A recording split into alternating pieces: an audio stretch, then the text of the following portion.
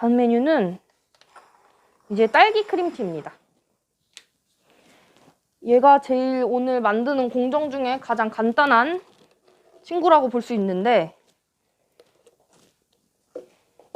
아까 만들어뒀던 딸기 크림을 그냥 노멀한 얼그레이 위에 토핑을 해주시면 되는 메뉴예요.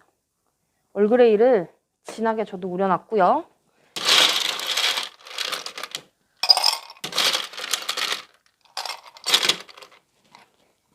이렇게 해주시고요. 얼그레이를 미리 우려놨습니다.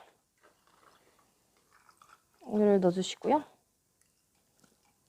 이제 취향껏 밑에도 딸기나 아니면 라즈베리 같은 다른 베리류를 같이 넣어주셔도 좋은데, 저는 그냥 노멀한 얼그레이를 사용하겠습니다.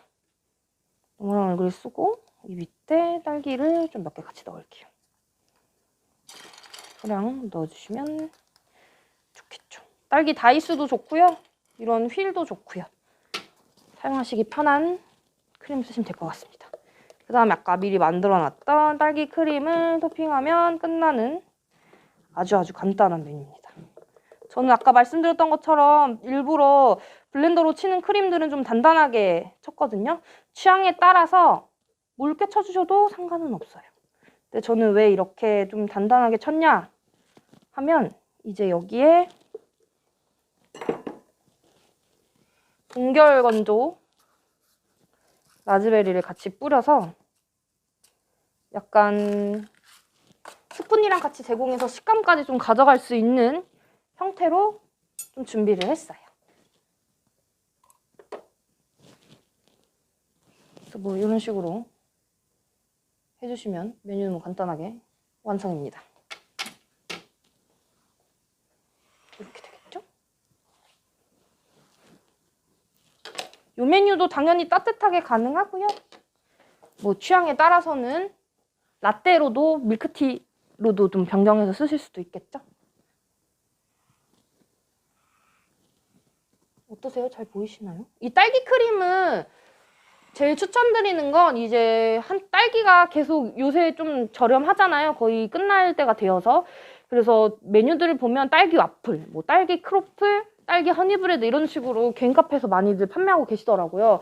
그럴 때 딸기 크림을 같이 해서 생딸기를 수북히 얹어주면 훨씬 비주얼적으로도 그렇고 맛도 되게 맛있더라고요. 그래서 저는 이 딸기 크림은 티 말고도 이제 베이커리에도 한번 사용하시면 좋지 않을까 생각합니다. 다음은, 이 메뉴는 사실 디저트 중에 뭐 한간에 계속 유행하고 있는 이제 요거트 볼, 혹은 아니면 파르페 같은 그런 층층이 쌓여있는 메뉴에서 좀 아이디어를 얻었고요. 그래서 메뉴를 요런 잔에 일부러 좀 준비를 했습니다. 여기에 요거트 하면 저는 희한하게 그 액상 요거트 혹은 떠먹는 요거트에 그래놀라를 같이 먹으면 되게 포만감도 있고 식감이나 아니면 향 이런 것들이 좀 잘 어울리더라고요. 그래서 저는 그래놀라를 밑에 깔겠습니다.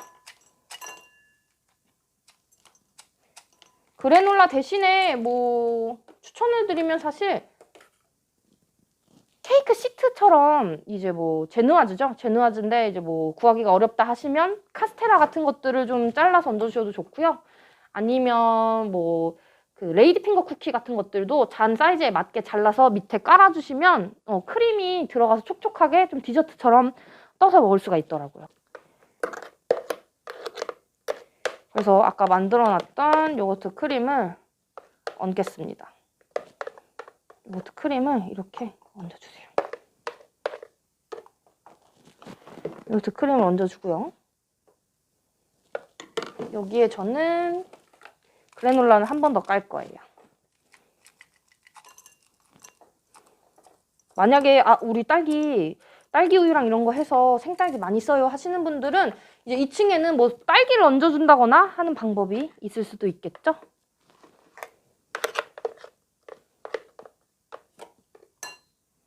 넣어주시고요.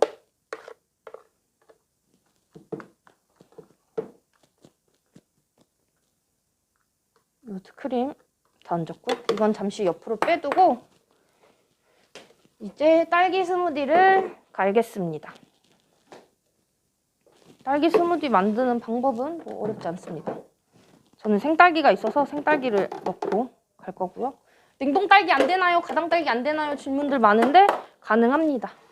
대신에 냉동 딸기 같은 경우는 얼게 되면 향이 조금 잘 발현이 안 되는 경우가 있거든요. 좀 당도가 떨어진다거나 그러니까 그런 것들을 좀 유의하셔서 시럽의 양이나 이런 것들을 좀 조절해 주세요. 뭐 냉동 딸기도 종류가 여러 개가 있더라고요. 뭐 칠레산도 있고 뭐 국내산도 있고 근데 딸기가 어떤 건 엄청 시고 어떤 건 그냥 빨간색 서걱서걱한 얼음? 약간 이렇게 느껴질 때도 있어서 맛을 좀 일률적으로 잡아줄 수 있는 이런 시럽 같이 넣어주시면 훨씬 좋습니다. 그래서 저는 스트로베리 시럽을 넣겠습니다. 약간 색감 보정 역할도 해주고요. 갈았을 때 향이나 이런 게 훨씬 더 좋기도 하고요. 그리고 이제 우유 넣겠습니다. 우유 대신에 하프크림이라고 해서 생크림을 함께 섞어서 넣어주시면 조금 부드러운 약간 딸기 아이스크림? 약간 그런 식감이나 질감을 좀 느낄 수 있을 거예요. 그래서 이 부분도 취향에 따라서 해주시면 좋아요. 그래서 하프크림 얘기가 나와서 말씀을 드리자면 과일에도 잘 어울리긴 하지만 이런 하프크림은 커피, 에스프레소 베이스의 스무디나 아니면 땅콩, 아니면 피칸, 뭐 이런 너트류 스무디를 하실 때 섞어서 써주시면 좋아요. 시럽은 20ml 들어갔어요. 딸기가 지금 80g이 들어갔기 때문에 시럽은 20ml만 넣습니다. 하지만 아까 말씀드렸던 대로 냉동과를 쓰신다 하시면 용량은 조금 더 추가해 주시는 게 좋더라고요. 얼음은 우선 1차로 넣고 상태를 봐서 한 번 더 넣고 같이 갈게요.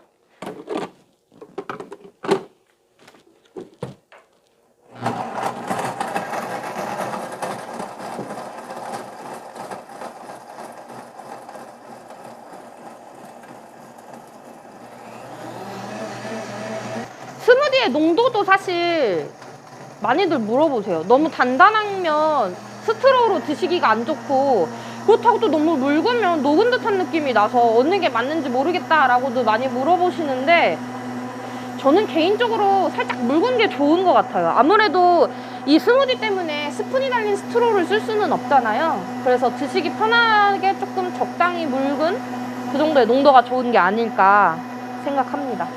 뭐 취향에 따라 달라지겠죠. 그리고 블렌더 스무디를 시연을 할 때마다 가장 많이 물어보시는 게 스무디가 알려주신 레시피 그대로 했는데 안 갈려요. 무슨 일이죠? 이러는데 대부분 두 가지 요인이 있어요.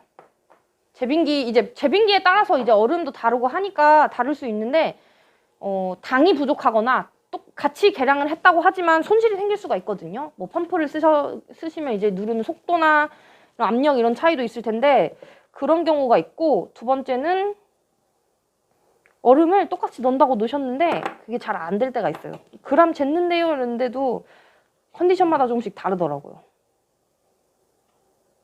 넣어주시고요. 여기에 갈린 딸기를 얹겠습니다. 생과를 살짝 시작 전에 찹해 놓은 거거든요. 이런 식으로 얹어주시고 가니쉬를 하나 꽂아주시면 완성입니다. 어떠세요? 정면에서 보셔야 예쁜데 메뉴는 3단으로 보실 수가 있죠. 네, 이거 잠깐 치워도 되죠? 아이고 흘린다. 많이 넣었나 봐요.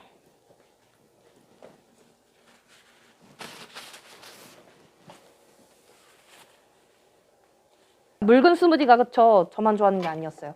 이게 가끔 단단하게 갈아드리면 그러니까 단단하게 갈아드리면 수분만 드시고 나중에 얼음만 남는 형태가 있더라고요. 그래서 만약에 오시는 분들의 특히 연령층이 높다 하면 저는 묽은 걸 좀 추천드려요. 딸기청을 넣었을 때도 가능한데요. 딸기청을 넣게 되면 딸기도 사실 청을 담가보신 분들은 아시겠지만 담글 때마다 맛이 달라요. 그리고 수제과일, 수제청 이런 게 뭐 이건 좋고 나쁘다는 아니지만 향이 좀 부족한 경우가 있어요. 가령 예를 들면 딸기잼과 이제 딸기 시럽의 차이라고 보시면 되는데, 물론 청은 끓이진 않았지만, 그래서 프레시한 향, 그러니까 처음에 메뉴를 만들었을 때 느껴지는 향이 조금 약해서 보정으로 살짝 이 친구를 넣어주시거나 아니면 생과의 비율을 조금 늘려주시면 좋아요. 아니면 난 아예 생과를 안 쓰고 딸기청만 쓰시겠다 하시는 분들은 딸기청에 이제 딸기청도 과육이 있고 이제 시럽이죠. 과일 시럽이 있는데 그 과육을 좀 많이 넣어주셔야 맛이 좋을 거예요. 뭐 냉동 딸기도 비슷한 맥락입니다.